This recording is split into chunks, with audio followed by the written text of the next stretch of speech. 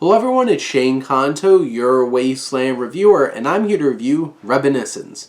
And this is from writer-director Lisa Joy, who is a co-creator on Westworld, who apparently is married to Jonathan Nolan.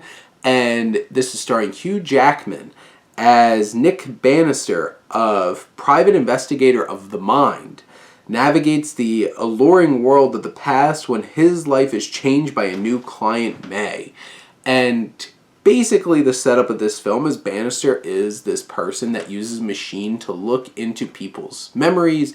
He interrogates people for like the court system and the police.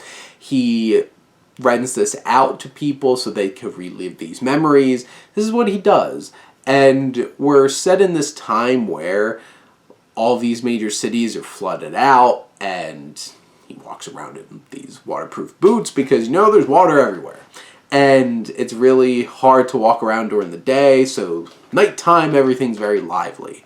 And he has this woman, May, played by Rebecca Ferguson, who walks into his place that he runs with Thandiwe's character. And she's compelling, and they fall for each other, and then all of a sudden, she's gone.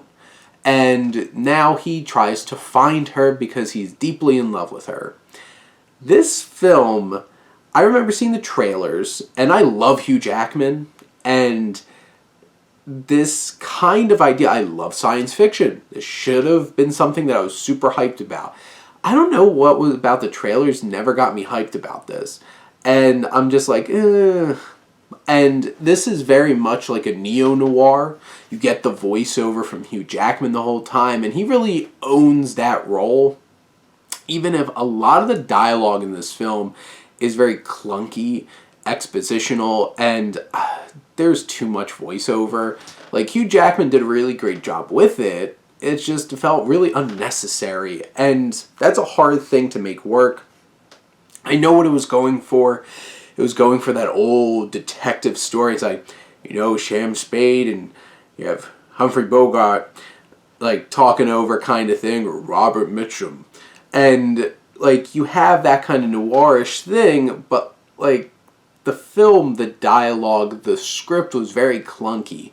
And there's also some pacing issues. Like, this was a 2-hour film, and I felt like it was dragging at times. I do appreciate the fact that this, at the core of it's very much a love story, but there's like this mystery about it. There's some solid action in it, and there's emotion. And in general, I liked Hugh Jackman's character and Rebecca Ferguson's characters together. Hugh Jackman gives a very committed performance. Rebecca Ferguson does as well. Thandie Newton really is a great supporting character here. Cliff Curtis is a scumbag. He does a really good job at it.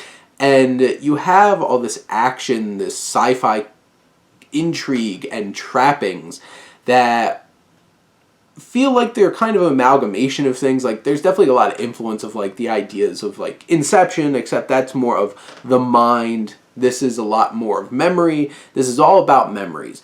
Inception, you're not supposed to use memories, so it's different.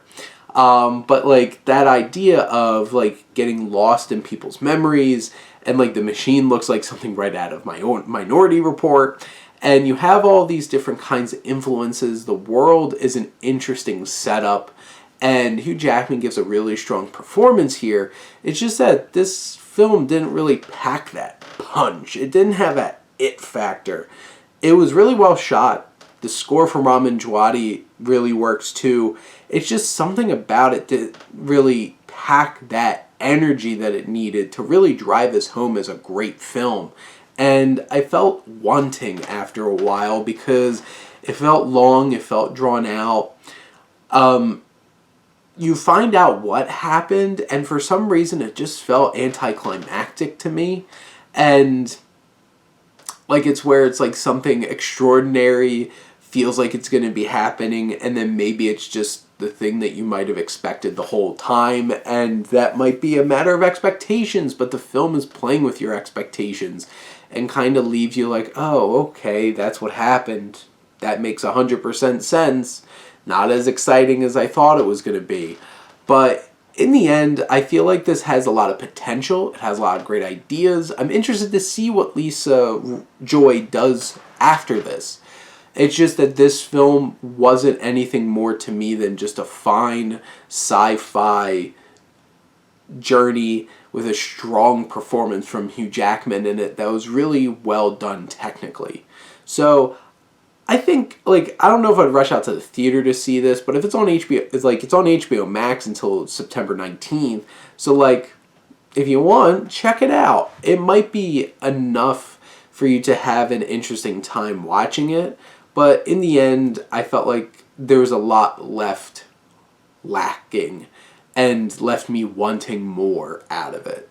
But those are my thoughts on Reminiscence. Let me know what you think, and let's talk some movies. But thank you as always for tuning in and supporting your Wasteland reviewer.